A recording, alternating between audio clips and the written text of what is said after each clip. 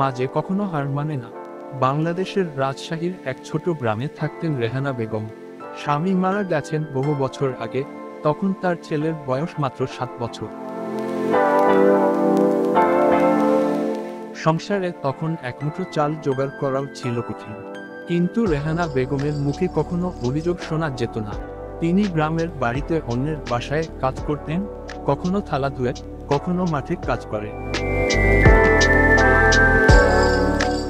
ঘরে ফিরে ক্লান্ত শরীরে ছেলেকে পড়তে বসাতেন।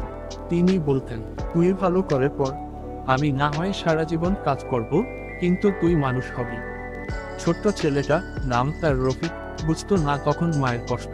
কিন্তু প্রতিদিন দেখতো মা ভোরে উঠে কাজ করে, রাতে অল্প খাবার খেয়ে আবার কাপড় সেলাই করছে শুধু টিউশন ফি জোগাড়ের জন্য। বছর যেতে লাগলো, রফিক কলেজে উঠল, তারপর ভর্তি হলো রাজশাহী বিশ্ববিদ্যালয়ে। খরচ চালানো কঠিন হয়ে গেলেও রেহানা বেগম থামেননি।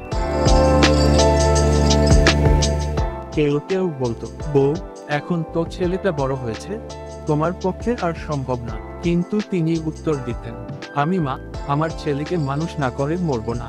অবশেষে রফিক বিশ্ববিদ্যালয় থেকে প্রথম শ্রেণীতে উত্তীর্ণ হলো। তারপর একটি সরকারি চাকরিও পেয়ে গেল। যেদিন প্রথম বেতন হাতে পেল, সেদিন মায়ের পা জড়িয়ে কেঁদে বলল, এই টাকা তোমার, মা। আমি আজ যা হয়েছি তা শুধু তোমার জন্য। রেহানা বেগমের চোখে জল এসে গিয়েছিল, কিন্তু মুখে হাসি। এই তো আমার পুরস্কার, তুই মানুষ হয়েছিস।